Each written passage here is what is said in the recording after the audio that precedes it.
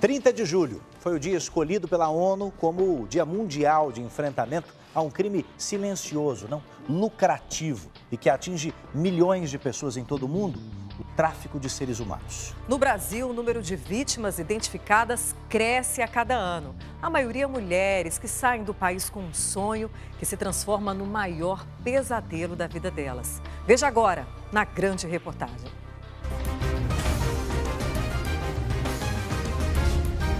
O tráfico de mulheres.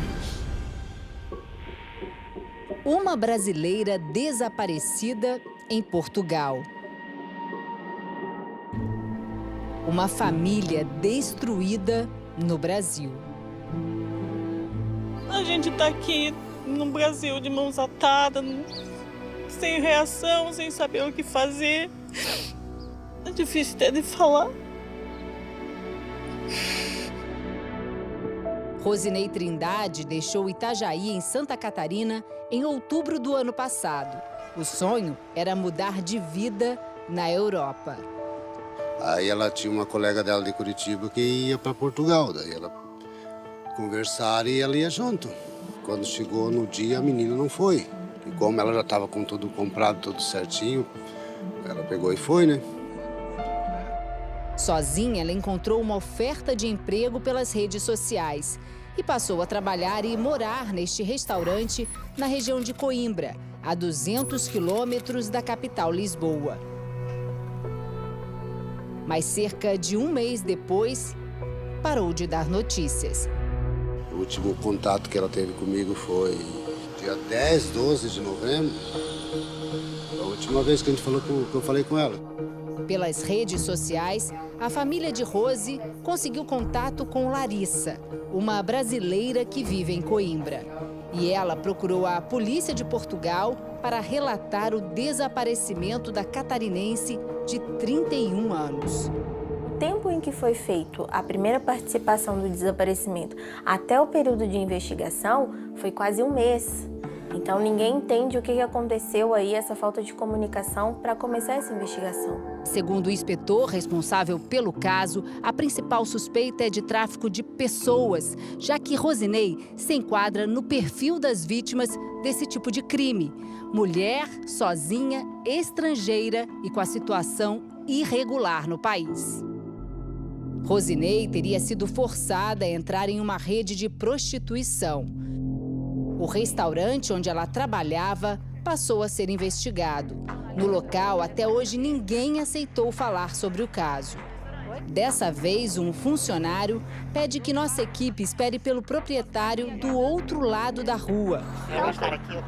Ele vai até lá, então. Ah, então tá bom. Não posso ficar aqui. Então tá. Em pouco tempo, ele chega, mas não parece disposto a conversar. Eu não quero aqui câmaras e não sei porque é que vocês aqui estão. Não, eu gostaria de conversar. Qualquer esclarecimento que haja é com a Polícia Judiciária. Nós estamos proibidos de dar qualquer informação sobre o processo. Nervoso, ele fala rapidamente sobre o caso de Rosinei. A moça trabalhou aqui, saiu daqui livre, espontânea vontade, levou malas, levou documentos, levou telefone com ela, ponto. Acabou, onde ela está é com a Polícia Judiciária. Mas logo ameaça a nossa equipe e exige que a gente vá embora. Muito obrigada, prazer. Vamos embora daqui, vamos. Ok, te devo.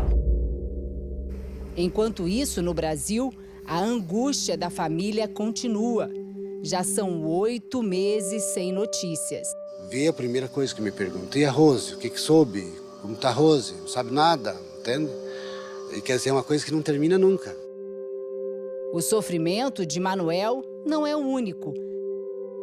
Casos como o de Rosinei são cada vez mais comuns, como mostra o repórter Marcos Reis. O número de casos de tráfico humano registrados pelas polícias do mundo inteiro cresce a cada ano. Só em 2016 foram quase 25 mil. Mas as autoridades sabem que esses números ainda estão longe de representar a realidade. A ONU-DC e a OIT, eles fazem hoje uma previsão de 40 milhões de pessoas traficadas no mundo. Marco Aurélio de Souza é o representante brasileiro do projeto Resgate, um programa internacional de auxílio às vítimas de tráfico humano. O tráfico, ele te oferece tudo que você sonha. Quando você cai na rede, ele arranca de você tudo que você tem. Segundo as Nações Unidas, os traficantes normalmente buscam pessoas para 4 atividades: remoção de órgãos, trabalho análogo à escravidão, adoção ilegal de crianças e, principalmente, a exploração sexual. O tráfico humano para exploração sexual faz vítimas em várias regiões do Brasil. Na maioria dos casos, esse tipo de crime não acontece de modo violento. As mulheres saem do país por vontade própria, enganadas por falsas propostas de emprego. A maioria só descobre que vai ter que se prostituir quando chega ao destino. Mas aí já não dá mais tempo de voltar atrás.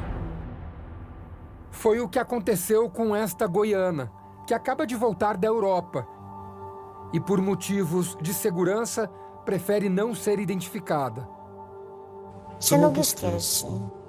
Só esquece quando morre. Ela trabalhava como cozinheira no Brasil quando recebeu uma proposta de emprego irrecusável na Espanha. Lá você vai ganhar R$9.000, carteira assinada, de 6 em 6 meses você pode vir, ver sua família. R$9.000 para trabalhar como cozinheira. Cozinheira no hotel, camareira. Aos 49 anos, encantada pela oportunidade, resolveu ir. Mas quando chegou ao lugar, recebeu a notícia de que não trabalharia em uma cozinha de hotel. Mandaram eu trocar de roupa, tomar banho, trocar de roupa. Se eu quisesse jantar, que eu já tinha pra trabalhar, pra tirar a janta. Falei, mas eu nunca trabalhei nisso, nem aprende. Ela tinha que aprender a se prostituir e só poderia sair dali quando pagasse uma dívida que não parava de crescer. Eu fui para pagar 1.500 euros. Cheguei lá, estava em 7.000 euros. Foram 3 meses de exploração. 3 meses de pesadelo. Eu entrei na bebida sem dó. Eu tomei álcool sem parar. Para tentar esquecer. Para não poder passar, porque tinha dia que você ficar com 15 anos, não era fácil. Até que uma doença acabou por salvar a vida dela.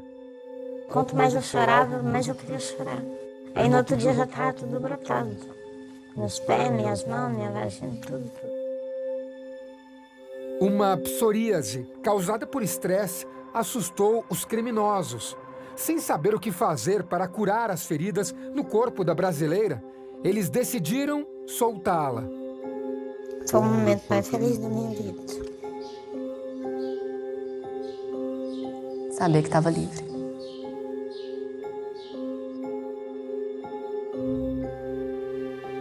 Mas a felicidade era passageira. O que ficou foi a dor. Você acha que um dia vai conseguir ser feliz como antes? Não. Nunca mais. O tráfico de seres humanos é o 3º crime mais rentável do planeta. Movimenta 32 bilhões de dólares por ano. Mais de 120 bilhões de reais, segundo números da ONU. 85% deste valor vem da exploração sexual de mulheres. O mercado do tráfico de pessoas funciona muito com a ideia de oferta e demanda. E também nacionalidades vão entrar em moda. Vai funcionando bem como um mercado, como a gente pensa qualquer mercado de qualquer bem, né? No Brasil, os criminosos sabem o tipo de vítima que procuram. São mulheres entre 18 a 30 anos de idade e muitas delas são mulheres negras ou pardas. Esta brasileira sabe bem disso. Ela tinha 20 anos quando foi para a Espanha. A promessa era de um trabalho doméstico que a ajudaria a pagar as mensalidades da faculdade de Direito. Então ela falou, você pode ficar 6 meses e com o dinheiro que você ganhar lá,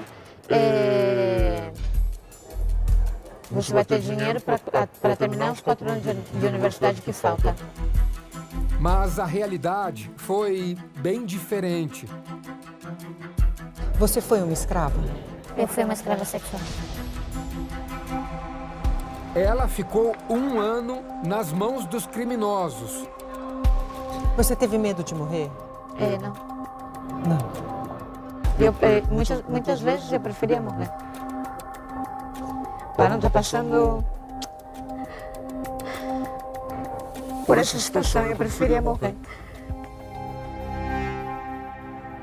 Ela resolveu procurar ajuda. Ligou para uma ONG especializada no resgate de mulheres exploradas sexualmente. Chamei o número de emergência de Abran e foi quando chamaram a polícia e elas foram me resgatar. Hoje, ela trabalha na instituição que a salvou. Ajuda no resgate de brasileiras que estão entre as maiores vítimas de tráfico na Espanha. Só no ano passado, foram 104 mulheres do país. Se €1 no Brasil vale 5 vezes mais, é uma proposta tentadora. E mesmo para mulheres que estejam envolvidas em algum tipo de prostituição, elas não sabem quais são as reais o que vai passar. condições. Não sabem. Lia Daniela é um exemplo disso. Hoje, ela se banha, calma, nas águas de uma afluente do rio Amazonas. Uma imagem bucólica que esconde o drama que ela viveu. Minha irmã era uma mulher linda. Destruíram a vida dela e até certo ponto deixou sequelas para a família, né? A paraense Lia foi para a Espanha ficar 3 meses. Só voltou depois de 2 anos. Quando ela veio para cá, ela já não veio Daniela, ela já veio outra pessoa. Ela saiu do Brasil ciente do que iria fazer. A senhora ia fazer programa? Na verdade, eu já fazia aqui, só que aqui, meu filho, aqui não tem reconhecimento, né? Só não sabia o quanto seria explorada. A senhora tinha horário para começar a trabalhar? 6 horas. 6 da tarde? Até 6 da manhã. O trabalho lá era beber, fumar, fazer sexo. Lia trabalhava em uma boate de Saragoça, no leste da Espanha. Tu já ouviu falar no clube La Isla?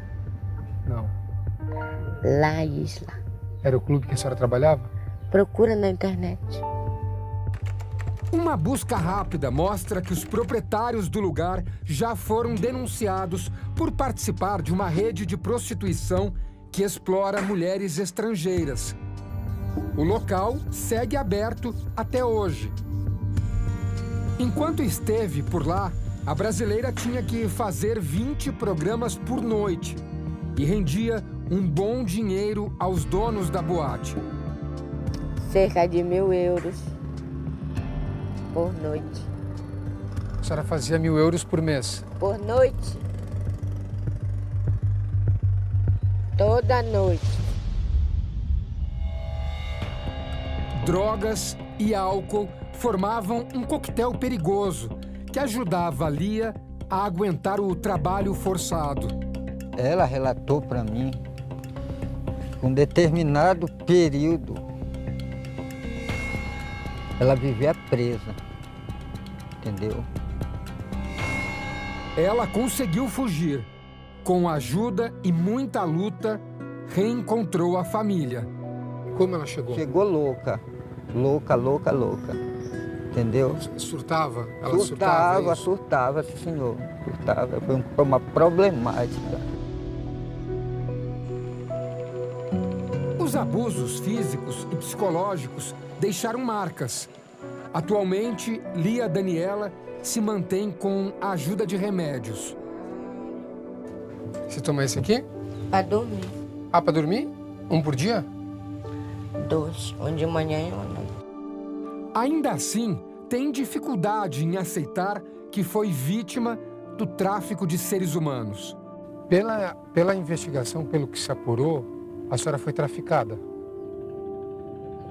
Eu? Não, que eu fui de livre e espontânea vontade. Eu fui de vontade. Então, a grande dificuldade também que hoje a gente encontra é as próprias vítimas se reconhecerem como vítimas. Né? Elas assumirem que foram traficadas, que elas foram enganadas, que elas ficaram em situação de escravidão, que elas tiveram a sua dignidade ferida. E quando elas não assumem, é muito difícil.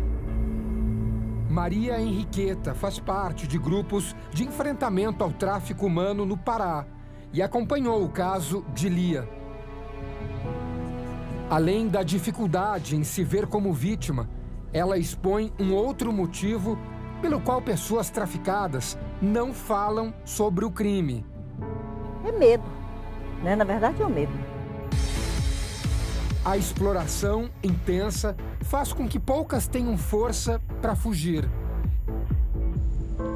E mesmo quem consegue sair, leva junto o medo, a principal arma desta rede criminosa.